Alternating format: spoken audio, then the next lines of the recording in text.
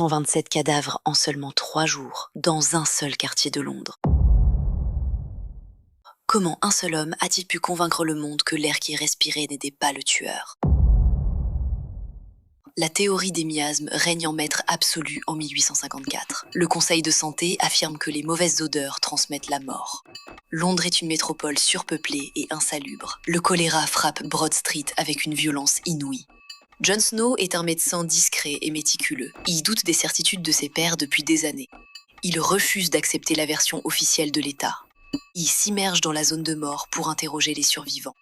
En cartographiant les décès, il remarque un point commun terrifiant. Chaque victime a bu l'eau de la même pompe publique.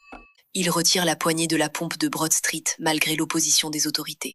Il analyse l'eau et identifie la source invisible du mal. Ses collègues se moquent de lui et le traitent de fou. Le gouvernement refuse de croire qu'une eau claire puisse être empoisonnée. Snow continue ses recherches seul alors que sa réputation est en ruine. Il sacrifie son prestige pour une vérité invisible à l'œil nu. Aujourd'hui, chaque goutte d'eau potable dans nos villes est le résultat de sa désobéissance en 1854.